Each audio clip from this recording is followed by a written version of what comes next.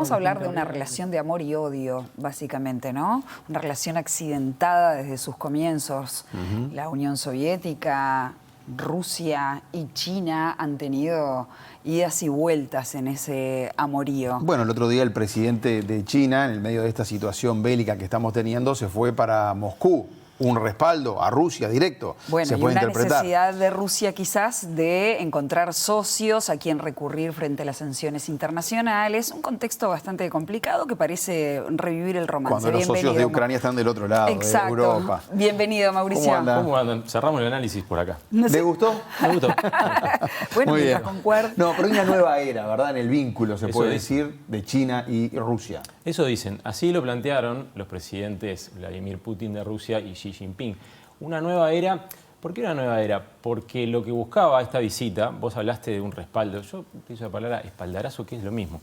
Lo que buscaba esta visita de Xi Jinping, por un lado, era mostrar esa cercanía que desde hace muchos años tienen estos dos señores que vemos en pantalla. Estos dos presidentes, desde hace muchos años, son muy cercanos y desde hace muchos años trabajan en alguna de las cosas que se anunciaron y vamos a comentar después, luego de este encuentro que ocurrió la semana pasada. Y había que tomar un poco de carrera, tener un poco de perspectiva para analizar un poquito más este encuentro. Una nueva era, bueno, una nueva era sobre todo para a quien vemos en pantalla ahora junto a Vladimir Putin, para Xi Jinping, que fue confirmado oficialmente para un tercer mandato. Una nueva era porque es un presidente todopoderoso que se acercaba a un aliado, hoy un aliado de China, a darle, después de que la Corte Penal Internacional emitiera una orden de captura contra Vladimir Putin, se acercaba a su casa a decirle que a China eso poco le importaba y por lo tanto siguen siendo los aliados y según ellos, según Putin, más fuertes que nunca. La verdad es que Putin tenía un objetivo importante que tiene que ver con lo comercial en esto y otro objetivo importante que tiene que ver con la diplomacia. En lo comercial, China hoy es el principal comprador de hidrocarburos de Rusia, que como sabemos por las sanciones de Occidente después de la guerra está bastante limitado en lo que es el comercio del que es su principal producto de exportación. Y en el plano diplomático, lo que trascendió fue el visto bueno del Kremlin a una iniciativa, una propuesta de China para buscar la paz en Ucrania, que no se conoce mucho, que es bastante ambigua, que tiene poco eco en Occidente, ya lo hemos comentado en alguna otra columna anterior. ¿Qué es lo que dejó este encuentro entonces? Bueno, una imagen muy preparada, una mise en scène bastante bien orquestada de cercanía entre dos países que tienen algo principalísimo en común, que es que tienen a Occidente como su rival. Claro, exactamente. Se habla de China como el gran ganador, posible gran ganador de esta invasión rusa con Ucrania o del conflicto con Ucrania. ¿Qué opinión tenés al respecto? Ganó algunas cosas. Ganó en peso diplomático porque ahora estamos viendo cómo se despliega. Coincidió además con la llegada por tercera vez al poder, o la permanencia en este caso, de Xi Jinping. Coincide que este hombre puede desplegar todo su poderío y esta diplomacia pragmática de China en este momento acercándose con una imagen de neutralidad, a pesar de que no es tal, porque en definitiva China nunca ha condenado la invasión de Rusia a Ucrania. Y China ha ganado también en materia comercial. Está comprando petróleo muy barato a Rusia, cuando, por ejemplo, Europa ha tenido que prescindir, ha decidido prescindir por las sanciones que se le impusieron a Moscú de ese petróleo para el cual estaba no solamente preparada, el petróleo y el gas que estaba preparada para recibir, sino que además dependía en buena medida. Hoy Rusia encuentra en China a ese comprador importante, que se suma, por ejemplo, a otros países como el caso de India, también un gran consumidor y comprador de hidrocarburos de Rusia. Pero China, de alguna manera, tiene la sartén por el mango, porque es el principal comprador. Para que se hagan ustedes una idea, a pesar de ser el principal comprador, lo que llegó de gas el año pasado, por ejemplo, a China fue un 10% de lo que Rusia le vendía a Europa antes de la invasión a Ucrania. Fíjense si habrá espacio para que China crezca y por lo tanto pueda acercarse a Rusia desde una posición dominante. Claro. Una China que estaba también con ese acuerdo que tú lo mencionaste ahí al pasar, ¿no? Presentó una propuesta de paz. Rusia parece que le da el visto bueno. No sé Ucrania bien cuál es la posición con respecto a China. Y el presidente de Brasil que estaba yendo para allá, creo que había aplazado su viaje. Lula tenía que reunirse esta semana con Xi Jinping por una neumonía. Suspendió el viaje por recomendación médica.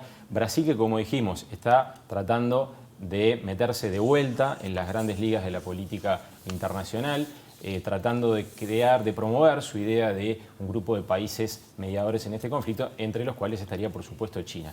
Esta propuesta de paz que China esbozó hace algunas semanas, en realidad todavía no se conoce realmente bien, a excepción de algunas cuestiones básicas, ¿no? Que las hemos comentado. Ucrania pidió para reunirse con China, no ha tenido respuesta. Ucrania puede aceptar una propuesta de paz siempre y cuando implique el retiro de Rusia, lo mismo que Estados Unidos, lo mismo que el resto de Europa. Si Rusia no se retira de los territorios que conquistó, difícilmente una propuesta de paz china o de cualquier otro origen va a tener andamiento. Yo quisiera, para tomar algo que mencionaste vos, Leo, hace un rato, pedirle a los compañeros de control que en breve pongan en pantalla el trazado, ahí lo tenemos, el trazado de una suerte de mega gasoducto que fue uno de los acuerdos que salió de esta reunión. ¿Por qué lo tenemos? Fuerza de Siberia 2. Fuerza de Siberia 2, ya hay otro más, ¿no? Fuerza de Siberia 1. Ahí vemos un gasoducto, lo vemos en rojo, pasa por Mongolia y llega prácticamente, con el gas ruso, Rusia llega prácticamente a Pekín. ¿Por qué es importante esto? Rusia lo anunció con bombos y platillos, como un hecho. China le bajó bastante el perfil, señalando que están estudiando este proyecto. Pero ahí vemos lo que mencionamos hace un ratito, hasta qué punto hoy China tiene la capacidad no solamente de beneficiarse de un hidrocarburo más barato, sino también de mostrar lo poderosa que es. Porque fíjense lo que va a ser el tamaño de esa obra para Rusia para poder venderle más a su principal comprador. El Fuerza de Siberia, que es, en definitiva, una de las vías de traslado de gas que va a convertirse geoestratégicamente en la más importante probablemente de esa zona. Hay un tema que no podemos dejar de consultarte. La Corte Penal Internacional mandó una orden de arresto contra el presidente Putin. Aparentemente llevaba niños ucranianos de forma ilegal para Rusia. Y él dijo desconocer a la Corte y, de hecho, Rusia lo hace, desconocer a la Corte. ¿En qué está todo esto?